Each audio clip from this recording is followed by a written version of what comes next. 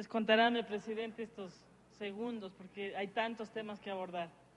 En primer lugar, quiero reconocer la positiva tarea desplegada por la Comisión de Justicia y en particular por su presidente, el doctor Mauro Andino, al recoger en esta nueva versión del Código Penal Integral los cientos de voces que han sido vertidos en los numerosos talleres, encuentros y conversatorios organizados por la Comisión.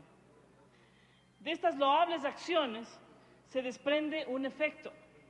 La Comisión y esta Asamblea Nacional tenemos la obligación y la responsabilidad histórica de entregarle al país un código penal que, a la par que contribuya a la seguridad de las personas, no retroceda en derechos y en instituciones jurídicas que constan en la legislación vigente. Por eso es que no podemos permitir que el enorme esfuerzo realizado por la Comisión y en particular este enriquecedor debate vayan a parar al rincón de las buenas intenciones y que sea, en definitiva, el señor Presidente de la República quien finalmente nos termine imponiendo su particular visión sobre un código penal para el país. Definidos unos mínimos y unos máximos, podemos asumir compromisos para que este debate no sea inoficioso y de mero trámite, sino que nos permita llegar a unos consensos que sobre todas las cosas sean leales con el país y con el Estado de derechos y de justicia que nos rige y que hemos consagrado en nuestra Constitución. De esta manera quiero yo manifestar que hay algunas anotaciones en el proyecto. Por ejemplo, es necesario revisar la calidad jurídica de algunos contenidos normativos, puesto que se han deslizado errores de forma y de fondo en otros casos. Solo a modo de ejemplo, quiero hablar, por ejemplo, del artículo 1. Se establece una finalidad y en el artículo, por cierto, se habla de finalidad y objetivos, pero se dice que es finalidad de este código legitimar la intervención estatal para proteger la convivencia social. ¿Será que legitimar la intervención estatal con cualquier fin será el propósito esencial y máximo a perseguir por un código? Creo que el Código Penal no es el instrumento llamado a legitimar una intervención estatal y menos una expresada en forma tan general, puesto que puede entenderse intervención cualquier acción ejecutada por cualquiera de las funciones del Estado, incluida la función ejecutiva.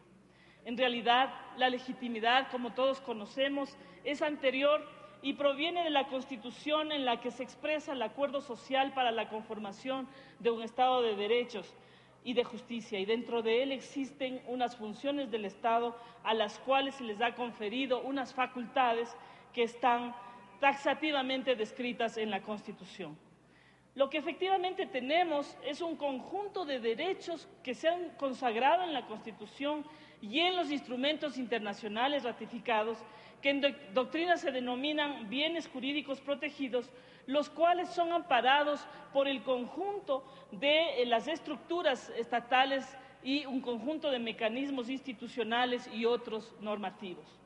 Estos mecanismos para garantizar este catálogo de bienes jurídicos protegidos, uno de ellos es imponer penas o sanciones, castigando con la privación de la libertad a quienes han violado o agredido un derecho o bien jurídico protegido. Por consiguiente, considero que es necesario revisar el contenido de este artículo para dividirlo en dos, uno de finalidad y otro de objetivos, manteniendo que la finalidad esencial del Código Penal es garantizar el cumplimiento de los derechos de las personas consagrados en la Constitución y en los instrumentos internacionales ratificados por el Ecuador.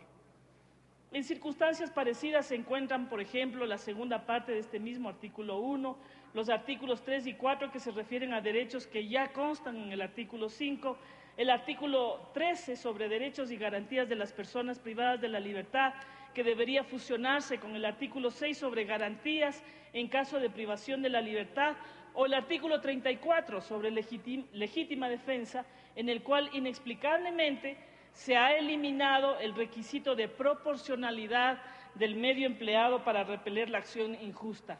Ese requisito es básico en la configuración de la legítima defensa. El artículo 50 sobre responsabilidad de las personas jurídicas establece que únicamente en los supuestos previstos en este código, las personas jurídicas nacionales o extranjeras de derecho privado serán penalmente responsables. Quiero pensar que esta ha sido una omisión involuntaria de la Comisión al no haber contemplado a las personas jurídicas nacionales o extranjeras también de derecho público. ¿O es que se está sosteniendo la tesis de que las personas jurídicas, por el hecho de ser públicas, jamás pueden cometer el mismo tipo de delitos que las de derecho privado? ¿O también podría ser que acaso hay una negativa, yo creo reprochable, dedicatoria en contra de entidades de derecho privado? Todavía tengo grandes dudas acerca de la factibilidad de demostrar en juicio la intervención directa de una persona jurídica en las distintas etapas de la comisión de un delito o iter criminis, a saber, los actos internos, en donde tiene, por ejemplo, que demostrarse la voluntad del actor, los actos preparatorios, los actos de ejecución y la consumación misma de un delito. Y si no se cumplen estos elementos esenciales para la configuración del delito, es imposible determinar el grado de responsabilidad penal correspondiente. Creo que este tema deberíamos continuar debatiéndolo. El artículo 53, que define a la pena como una restricción a la libertad y a los derechos de las personas. Restricción a la libertad y a los derechos de las personas, como consecuencia jurídica de sus acciones u omisiones punibles, dice el artículo 53. Pero, a ver, la pena sabemos que no solo es una restricción, sino que en todos los delitos supone la privación misma del derecho a la libertad y al libre tránsito, pero no puede suponer, como consta en la propuesta, la restricción de otros derechos, así en términos generales. Una generalización de esta magnitud podría implicar que se legalicen, por ejemplo, los tratos crueles, inhumanos o degradantes, las torturas e incluso algún desquiciado pueda creer que puede privarse el derecho a la vida, que es uno de los principales derechos garantizados en favor de las personas. En tal virtud y conocidas las actuales circunstancias del país, es indispensable limitar este contenido, entendiendo la pena como la consecuencia o el efecto jurídico que se le impone al responsable como resultado de sus acciones u omisiones punibles.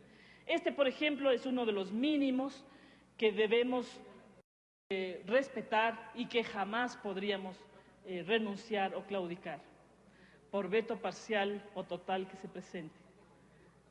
El tema del aborto no punible. No sé si está aquí Rolando, pero está Cristian, mi querido amigo Cristian. Y yo sé que él es un gran hombre, es un gran profesional, tiene su esposa y su hijito recién. Y estoy segura que por ser padre nuevo tiene muy sensible el corazón. Cristian, defiendo como tú, por supuesto, el derecho a la vida, pero no es que la víctima de una violación, como tú bien sabes, eres un gran abogado, la violación no se puede fingir. Es decir, una violación deja unas huellas, una violación deja unas señales, unas de carácter físico y otras de carácter psicológico.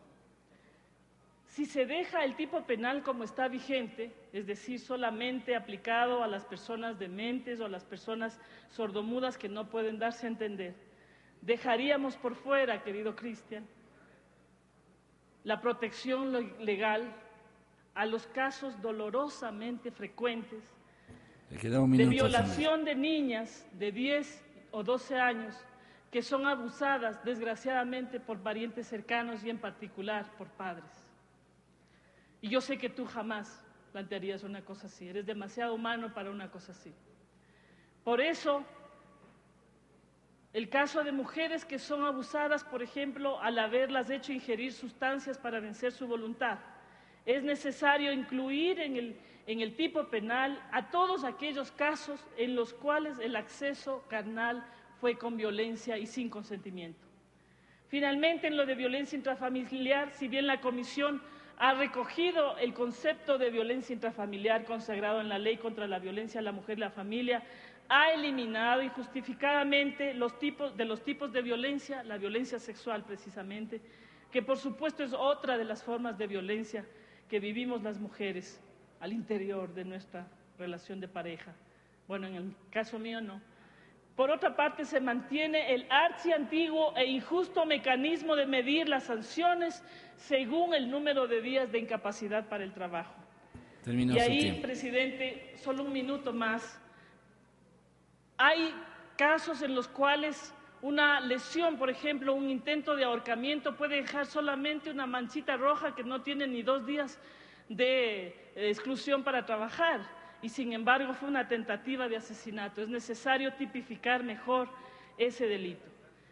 Ya luego tendremos la oportunidad en el libro segundo y en el libro tercero de hablar del procedimiento para evitar que la ley de violencia pierda la importante función que ha cumplido hasta este momento. Muchas gracias.